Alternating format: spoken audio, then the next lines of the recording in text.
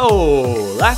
Estamos começando o programa Respondendo sobre as Escrituras, transmitido na Rádio Voz de Amor, a sintonia do adorador. Os programas serão exibidos na quarta-feira, quinta-feira e sexta-feira, às 7 horas da manhã. Já as reprises você vai assistir no youtube.com/clica aqui não. Lá vai ter uma playlist denominada Respondendo sobre as Escrituras. E você vai encontrar todos os nossos programas em vídeos. Isso mesmo, você vai assistir todos os nossos programas, as reprises lá no YouTube. Já no facebook.com/respondendo sobre as escrituras, você vai encontrar todos os links de todos os nossos programas para compartilhar aí geral para todos os seus amigos e poderá fazer a sua pergunta para nós ou até mesmo uma sugestão de programa. É mais fácil no WhatsApp? Então anote aí, o telefone é 16 99299 9452, 16 99299 9452. Meu nome é Rafael Leonessa e é uma satisfação poder esclarecer suas dúvidas. É claro que eu não estou sozinho, estou com ele. Quem é você? Meu nome é José Odair, com muita alegria vamos compartilhar a palavra de Deus. José Odair, nos programas passados nós continuamos trabalhando as questões ali sobre Mateus capítulo 5 no Sermão do Monte e falamos sobre a questão do divórcio, o recasamento e alguns outros textos nós abordamos, um assunto bem interessante e deixar muito claro aqui que se você está acompanhando esse programa, não acompanhou os outros programas, os programas passados, você deve ir lá no youtube.com/clica aqui não, lá vai ter uma playlist com os programas passados e você vai acompanhar então a sequência desses programas, é um estudo sequencial. Antes de nós lermos o próximo texto, vamos falar com Deus. Santíssimo Deus, damos graças ao Senhor pela Tua palavra. Pedimos que o Senhor nos ajude para que possamos manejá-la de uma forma eficiente e possamos ajudar muitas pessoas. Em nome do Senhor Jesus. Amém. Você está acompanhando agora o programa Respondendo sobre as Escrituras. Dúvidas não são mais desculpas para conhecer a palavra de Deus. É isso aí, Rizalder. É um assunto muito delicado, muito complexo, são vários textos, às vezes dá uma certa impressão de que um está anulando o outro, nós entendemos aqui que um está completando o outro, vai Antigo Testamento, vai Novo Testamento, entra Jesus, entra Paulo, bom, e aí, como é que fica? Então vamos dar a sequência nesse assunto agora. Sim, nós no vídeo passado falamos a respeito e procuramos rebater alguns argumentos. Então existe mais um argumento aqui que eu gostaria de reler e analisar.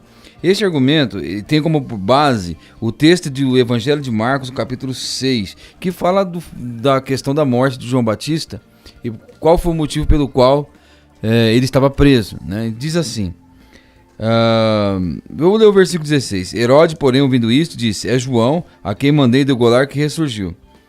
Pois o próprio Herodes mandara prender a João e encerrá-lo no cárcere, por causa de Herodias, com quem havia casado, embora fosse mulher do seu irmão Filipe. Pois João dizia, não te é lícito possuir a mulher do teu irmão. Ou seja, Herodes agora estava com a mulher do seu irmão, e mesmo ela tendo deixado Filipe, o que João Batista dizia? Não é lícito possuir a mulher do teu irmão. Então, aqueles que defendem que não há uma regra de exceção, diz que mesmo após ela ter deixado seu marido Filipe ter se unido a Herodes, João disse que ela ainda era mulher do seu irmão. Mas vamos analisar, nós não defendemos isso aqui. A Bíblia não defende porque ela era culpada. E Herodes havia persuadido ela a deixar o irmão dele, Filipe, e casar com ele. Então Herodes foi o culpado. E ela foi culpada. E quem era inocente no caso? Quem era inocente era Filipe. Então dentro da cláusula de exceção que nós acreditamos que a Bíblia traz, quem poderia casar-se sem cometer pecado era Filipe, e não Herodias, e não Herodes, né? Enfim, então esse argumento não serve para rebater a posição que nós estamos defendendo. Outra coisa, né? Em Mateus capítulo 5, texto base do Sermão da Montanha, o Senhor Jesus diz, né? Também foi dito: aquele que deixar sua mulher, dê-lhe carta de divórcio. Eu, porém, vos digo: qualquer que repudiar sua mulher, então ele deu uma carta de divórcio a ela, a não ser por causa de infidelidade conjugal, faz com que ela cometa adultério. E aquele que casar com a repudiada comete adultério. Então ele diz que o homem repudiou a mulher, né? E ela casou com outro. O que diz? Que ela comete adultério e que ele também comete adultério. Mas quem é o responsável? Quem que expôs a mulher a fazer isso? É aquele que repudiou a sua mulher. Ele é o responsável, né? Por que eu estou fazendo esta afirmação? Porque está de acordo com o que nós vamos ver no próximo texto aqui, que é o texto de 1 Coríntios capítulo 7, que é outro texto específico sobre casamento. Não é um texto que fala do casamento de uma forma genérica. E não é um texto sem detalhes. É um texto específico e é um texto que tem detalhes. Agora veja aqui, o marido deixou a esposa. Ele a repudiou, né? E agora, o que acontece? Ele expôs ela. Quem é o culpado do possível adultério? É aquele que expôs a mulher a isso. É aquele que repudiou a sua mulher. Ele é o culpado disso. Então, tendo fixado isso na nossa mente, vamos para 1 Coríntios capítulo 7 e vamos lembrar por que esse capítulo aqui de 1 Coríntios, capítulo 7, foi escrito. 1 Coríntios foi escrito do capítulo 1 ao capítulo 6 por apóstolo Paulo, por causa de algumas notícias que a família de Cloé havia passado para Paulo, dizendo, e eles contaram para Paulo da imoralidade que havia na igreja de Corinto, da divisão que havia ali, das demandas judiciais que havia entre irmãos. Então até o capítulo 6, Paulo está tratando dessas questões, né?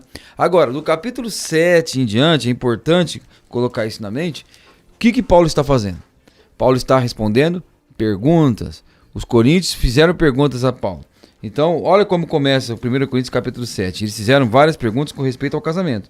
Então, 1 Coríntios capítulo 7 fala assim: quantas coisas que me escrevesse, bom seria que o homem não tocasse mulher.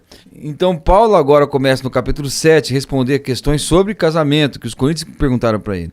Depois ele vai falar coisas de sacrificado a ídolos, depois ele vai falar coisas de dons espirituais. São todas coisas que os coríntios perguntaram a eles. E eles perguntaram muitas coisas com respeito ao casamento, né?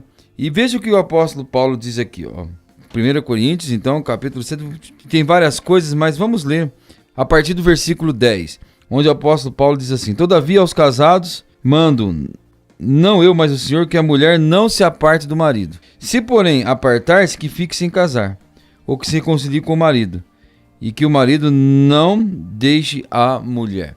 Então, aqui não está especificando qual é o motivo do fim deste casamento. Então não entra nas cláusulas de exceções. Se não entra na cláusula de exceção, o que Paulo diz? Se viesse apartado, a gente não sabe qual é o motivo. Se nós fôssemos tentar dar um motivo aqui, seria mera especulação, né? Então Paulo diz que dizia o Senhor, não ele, mas o Senhor, que se a mulher não apartasse seu marido. Mas se, porém, ela viesse apartar, por qualquer motivo? A gente não sabe. Então, que fique sem casar. Agora, esse versículo aqui, não parece, mas ele está destruindo um argumento. Qual argumento? Daquela pessoa que diz que você pode se separar do seu marido e você tem que ficar sozinho. Se o seu marido cometeu adultério, você tem que ficar sozinho. É obrigado a ficar sozinho, né? Você tem o direito de ficar sozinho. Agora, Paulo diz que para ficar sozinho não é necessário que ocorra adultério, né? Como as pessoas querem justificar a cláusula de exceção em Mateus capítulo 18. Porque alguns dizem assim: bom, o Senhor Jesus permitiu o divórcio em caso de adultério, mas para ficar sozinho, né? Agora Paulo diz aqui que para ficar sozinho não precisa ter ocorrido um adultério, né? Deixa eu te fazer uma pergunta. Vou linkar esse versículo 11 com o versículo 9. O argumento é válido? Por exemplo, o versículo 9 diz aí: caso, porém, não se dominem, que se casem, porque é melhor casar do que viver abrasado. Ele está falando sobre os jovens ou a pessoa que não casou ainda. Eu estou perguntando isso aí porque eu tenho certeza que alguém vai colocar esse versículo depois nos comentários, né? Porque a Bíblia diz que, Paulo disse que se a pessoa é melhor viver solteira, e é fato, é melhor você viver solteiro, né? Por evangelho, por ministério, isso é ótimo. Agora, se a pessoa não se dominar, é melhor se casar, porque é melhor casar do que viver abrasado. Esse versículo aqui, ele é um bom argumento para se usar para essas pessoas que acreditam que a parte inocente não pode casar, tem que ficar solteira. Mas e se no caso aquela pessoa divorciada, que ela está sozinha, é a parte inocente, se ela viver abrasada, não é melhor ela casar do que ficar vivendo abrasado? Não seria melhor? Exatamente que seria, porque como que você vai dizer para umas pessoas que, infelizmente, o divórcio veio sobre a vida deles, né? Aos 20 anos, 22 anos, 23 anos, 25, 30 anos. A pessoa, ela tem necessidades físicas, né? Emocionais. Principalmente aqueles que já fizeram, né? Que já foram casados, que já casados. tiveram uma vida prática íntima, né? Então essas pessoas vão viver de que forma? Né? Vão viver pensando, abrasando, lembrando, desejando, querendo, né? Isso você está expondo a pessoa a ficar pecando e muito na sua mente. Agora, sabe o que isso me parece? Isso me parece aquilo que o Senhor Jesus falou, acusou os fariseus. Atam fardos pesados, difíceis de carregar e colocam sobre os ombros dos outros, né? Mas nem com o dedo querem ajudar a movê-los. Isso é um fardo muito pesado, né? E o que acontece? Nós expulsamos muitas pessoas das nossas igrejas, sem falar uma palavra. Porque uma pessoa nessa situação, qual é a esperança dela? Né? Olha, eu vou ter que procurar outra igreja. Isso aí. Né? Qual é a esperança dele arrumar um casamento dentro da igreja que ele reúne? Não vai. Ele não vai conseguir, porque a pessoa vai pensar, se eu me casar com essa pessoa, eu perco a comunhão, eu perco o meu ministério. Então, naturalmente, nós estamos empurrando essas pessoas para outras igrejas. E, aliás, existe o absurdo, né, de pessoas recomendarem, dizendo, aqui nós não te aceitamos, mas você pode ir para outra igreja que ali aceita, né? Então, é um absurdo. E outro absurdo que acontece é que eu já presenciei casos em que a gente disse, olha, você precisa evangelizar uma pessoa que eu conheço aí na sua cidade. E quando a pessoa não foi, a gente pediu, por que você não foi evangelizar? Eles argumentaram que vai que aquela pessoa se converte, uma vez que ela tem um novo casamento, vai gerar um problema para a nossa igreja. Então, acharam que era melhor não evangelizar uma pessoa que queria ser evangelizada do que evangelizar alguém que estava no novo casamento para não trazer problema para a igreja. Isso é um absurdo, né? É um absurdo. Mas existem outros casos aqui. Então tem esse primeiro caso aqui, de uma mulher que deixou o marido, não diz o motivo. Ele diz que fique sem casar, né? Agora veja o que o apóstolo Paulo fala a respeito daquele que casou, o homem que tem uma mulher descrente ou a mulher descrente que tem o marido descrente. Ele fala o seguinte, capítulo 7, versículo 10. Lembre-se que ele já havia tratado de um caso, né, que é o caso da mulher que se apartou do marido, que fique sem casar. Agora o versículo 10 diz assim, todavia aos casados mando, não eu, mas o Senhor, que a mulher não se aparte do marido, se porém apartar-se, que fique sem casar, esse é o primeiro caso, ou que se reconcilie com o marido, e que o marido não deixe a mulher. Mas aos outros, digo eu, não o Senhor, se algum irmão tem uma mulher incrédula, e ela consente em habitar com ele, não a deixe. Então o que ele está dizendo? Você casou com uma mulher incrédula, né? É difícil essa relação, né? É muito difícil. Você amando o Senhor e a sua esposa não. Você valorizando as coisas espirituais e a sua esposa não. Mas o que a palavra de Deus te aconselha? Fique com ela. Não deixe a sua mulher, né? Esse é o conselho que o apóstolo Paulo está dizendo aqui. Mas ele continua dizendo o seguinte... Versículo 13. E se alguma mulher tem marido incrédulo, e ele consente em habitar com ela, não o deixe. O mesmo caso para a mulher. Pois o marido incrédulo é santificado pela mulher, e a mulher incrédula é santificada pelo marido crente. De outra sorte, os filhos seriam impuros, mas agora são santos. Ou seja, a presença de um cristão em casa, né? Lembre-se daquele estudo de vós sois o sal da terra, a luz do mundo. Isso. Então a presença de um cristão em casa tem que trazer um impacto muito grande. Iluminar a todos os que estão na casa, né? Agora olha o versículo 15. Mas se o descrente se apartar, aparte-se. Neste caso, o irmão ou irmã não está sujeito à servidão. Deus o chamou para a paz. Mas se o descrente quiser ir embora, deixa. Agora, ele fala, nestes casos, o irmão ou irmã não está sujeito à servidão. Por que ele usa essa palavra neste caso? Porque evidentemente que ele está fazendo um contraste com outro caso. Qual é o caso? Daquela que não tem motivo. Naquele caso, havia um preço a ser pago. Se ela se separou do marido, não havia um motivo de adultério, o marido queria ficar com ela, ela se apartou, a gente não sabe que motivo, existe um preço a ser pago. É o preço de ficar solteiro, que fique sem casar ou então que se reconcilie com o marido. Existe uma servidão, existe um preço a pagar. Mas quando o descrente foi embora, né, ele está expondo a pessoa que ficou, né, a dissolver o casamento por outro casamento. Ele que está expondo a pessoa a essa situação, né? Aí a palavra de Deus diz: em tais casos o irmão ou a irmã não está sujeito à servidão. Que servidão é essa? Ficar solteiro, ficar sem casar. É claro que existem dois casos. Então Paulo faz um contraste, mesmo porque aquele que se apartou, ele não vai ficar só, né? Ele vai procurar um novo casamento e, enfim, a outra pessoa que ficou inocente tem todo o direito de casar novamente, né? Então é dessa forma que nós temos que interpretar. Existem dois casos aqui e Paulo faz contraste. Um caso tem um preço a ser pago, existe uma servidão. No outro caso, nesse tais casos, não, o irmão ou irmã não está sujeito à servidão. Agora, aqueles que interpretam de outra forma, diz que qual é a servidão? Qual seria a servidão aqui, Rafael? É você implorar, amarrar o descrente no pé da cama e não deixar ele embora? É como você não pode largar de mim porque a palavra de Deus não permite. Você não pode, não existe, então isso é ridículo. A servidão não é você querer obrigar o descrente a querer ficar com você. A servidão é que você não está proibido de contrair um novo casamento, né? Então, em tais casos, o irmão ou a irmã não está sujeito à servidão. Bom, agora existem alguns outros argumentos que a gente pode usar para defender essa posição que nós estamos aqui tentando justificar, né, por meio das Escrituras. O próprio Deus deu carta de divórcio a Israel. Jeremias capítulo 3, versículo 8 diz assim: dei-lhe carta de divórcio a infiel Israel e a despedi, por causa dos seus adultérios.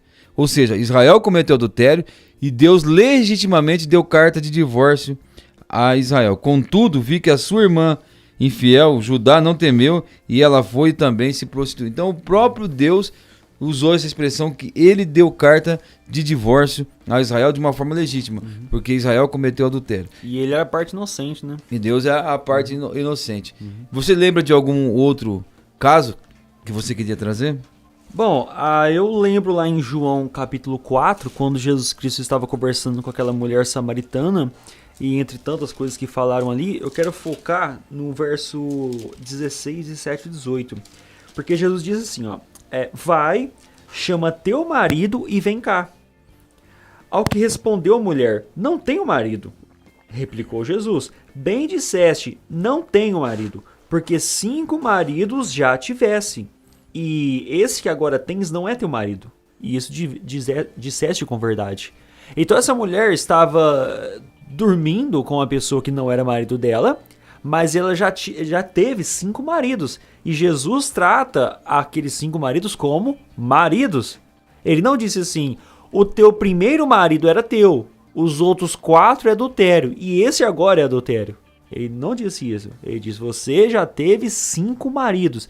Ou seja, eu entendo aqui, não tem outra forma de entender. Jesus Cristo reconheceu que ela teve 5 maridos. E ponto final. Exatamente. Sabe que eu li um livro uma vez que ele usava parte desse versículo, dizendo assim: somente no livro só tinha essa parte: o que tens agora não é teu marido, né? Nossa. E omitiu o fato de Jesus ter dito que já tiveste 5 maridos, né? O que tens agora então não é teu marido. Ele usou somente metade do versículo para justificar a sua posição. Agora, quando você corta parte da palavra de Deus para justificar aquilo que você pensa, demonstra que você está numa situação muito difícil. Olha, Zelder, e esse texto aqui é uma oportunidade muito grande de Jesus, porque os samaritanos ainda tinham a lei, ainda eram um povo de Israel dividido, né? Mas era. Existiam muitos samaritanos que eram servos de Deus, muitos mesmos. E era uma oportunidade de Jesus Cristo ter falado para ela: você conhece a lei, não pode divorciar, o primeiro marido é teu, os outros não são teus, lembra de Adão e Eva, né? Ele podia ter falado isso, mas ele não falou. Por quê? Porque ele entendeu que essa mulher teve 5 maridos. Agora, se eles morreram, eu não acredito que todos os maridos morreram e ela é viúva de todos. Não faz muito sentido isso não, tá? Eu entendo então que Jesus Cristo reconheceu os 5 maridos dela como maridos de fato. Bom, agora imagine a seguinte situação: uma pessoa ela casou-se novamente, converteu e passou bom tempo sem ter comunhão com uma igreja. Mas aí vai um dia, a primeira esposa morreu. Aí a igreja admite aquela pessoa que tem um novo casamento na comunhão. E eu pergunto para você, qual foi a mudança que existiu na cabeça dessa pessoa? Qual foi o arrependimento que existiu na cabeça da pessoa que foi recebida em comunhão? Nenhum. Apenas uma pessoa morreu. E aí agora não houve nenhum arrependimento, nenhuma mudança de pensamento, nenhuma mudança de atitude naquela pessoa que se converteu e estava no novo casamento, mas aí a pessoa é batizada e passa a pertencer à comunhão. E nós colocamos aqui a questão do adultério como um pecado mais grave que os outros, vamos dizer assim. Porque se um assassino, uma pessoa que tirou a vida de outra, ela se converter, ela pode ser recebida na comunhão de uma igreja local. Segundo, né, algumas... todos nós recebemos. Mas existem pessoas que se pregou o evangelho e alguma pessoa com um novo casamento se converteu, ela não pode ser recebida, né, na comunhão de uma igreja local. Por quê? Porque eles falam que ela está vivendo num ato de adultério contínuo, né? E esse é o argumento. Que para ela deixar de ser adulta, ela tem que voltar para o seu primeiro marido, primeira esposa, e deixar de praticar o adultério. Agora eu te pergunto, uma pessoa que assassinou a outra, para ele deixar de ser um assassino, o que deve acontecer? Ele tem que ressuscitar a pessoa que ele matou. Então ele é um assassino sempre, né? Ele é sempre então assassino. É um argumento interessante. Bom, por que nós resolvemos tocar nesse assunto? Primeiro, porque a palavra de Deus toca nesse assunto. Jesus toca nesse assunto. Segundo, nós vivemos numa sociedade em que existe muitos e muitos divorciados. Né? O que nós vamos fazer com essas pessoas? Não vamos pregar o evangelho a elas? Ou vamos criar uma categoria de crente de segunda categoria, crente B? Né? Não, são cristãos, pessoas que Deus amou como nos ama. Não diferenciados. Eu me sinto muito constrangido quando eu estou assentado na comunhão da igreja local, participando da ceia, e vejo lá no banco uma pessoa que se converteu, que Deus amou como me amou, né? Que Jesus derramou seu sangue por ela como derramou por mim, e eu não me sinto mais digno daquela pessoa porque eu nunca me divorciei. Aquela pessoa é tão digna quanto eu. E me sinto muito desconfortável quando isso acontece. Os absurdos, José Aldair, são aberrantes. Uma senhora, ela divorciou, eu não lembro o caso, mas ela divorciou, né? E recasou. O marido dela foi aceito na comunhão, mas a mulher não. Aí eu já não sei te dizer o porquê. Uma pessoa chegou até essa mulher dizendo assim: agora você só pode orar pro seu primeiro marido morrer. Ele falou esse absurdo: você só pode orar pra esse ex-marido aí morrer. E ele morreu, depois de muitos anos ele morreu. E aí depois recebeu essa mulher na comunhão. Esses absurdos, se a gente começar a juntar um monte de pessoa que tem essa experiência, a gente pode fazer um livro dos absurdos que são falados sobre essa questão de divorciados, novos casamentos, nessas igrejas bem mais tradicionais, né? E tem algumas aí até um pouco mais liberais que tem também esse conceito. É totalmente antibíblico. Você acaba envolvendo a salvação por graça, mas não pode ser divorciado, né? São absurdos mesmo que pessoas têm pregado por aí. E algumas pessoas podem argumentar, mas de onde eles estão tirando isso? Não somos somente nós que pensamos dessa forma. Eu posso dizer que Martyn Lloyd-Jones, pode ler o seu livro sobre o Sermão do Monte e você vai ver o grande ensinamento que ele dá sobre esse assunto. E Martyn Lloyd-Jones é muito aceito em várias denominações, né? E também aquelas igrejas que não são denominações. O William MacDonald também defende esse tipo de posição, né? Ou seja, muitas pessoas entendem desta forma. No caso, essa posição que nós estamos explanando aqui hoje, né? Então, boa parte dos cristãos e a maior parte dos teólogos defende esse pensamento que nós estamos defendendo. Agora, existem pessoas que, na sua sinceridade, fazem isso com zelo, não pensam como nós. Nós respeitamos essas pessoas. Aí apenas pedimos que haja o respeito mútuo, né? Fica também estranho porque esse sacramento todo que foi colocado no casamento, que realmente casamento não é para ficar divorciando. Um crente não é para ficar divorciando. Mas há casos que vai acontecer, ué, e existe uma parte inocente, existe uma parte culpada. O inocente tem que pagar a culpa do culpado? Não faz sentido nenhum. Isso é uma ideia que vem do catolicismo, né? É um sacramento católico e a igreja acabou aderindo a isso. A gente for parar para analisar igrejas tradicionais, igrejas clássicas, a grande parte defende que a parte inocente pode recasar, porque ele é inocente. Ela não pode ficar vivendo abrasada, se sentindo culpado porque o outro lá pecou. Os filhos não podem pagar o erro dos pais. Os pais não podem pagar o erro pelos filhos. Cada um vai tomar conta de si mesmo. E esse tipo de pensamento protege quem? Protege o adulto. Isso. É um tipo de que dá pra ele pode dizer o seguinte: eu posso continuar aqui com a minha segunda esposa no meu adultério enquanto eu quiser, porque a minha mulher, a ex, ela está sozinha lá, está obrigada a ficar sozinha, né? E ela só tem um recurso: o dia que eu quiser ela voltar pra mim. Isso mesmo. É uma lei que privilegia o culpado, que privilegia aquele que errou. Então terminamos aqui mais um programa respondendo sobre as escrituras. Você ainda tem alguma dúvida, tem alguma sugestão de programa? Envie-nos a sua mensagem lá no facebook.com/respondendo sobre as escrituras. Se é mais fácil no WhatsApp, então anote o número aí.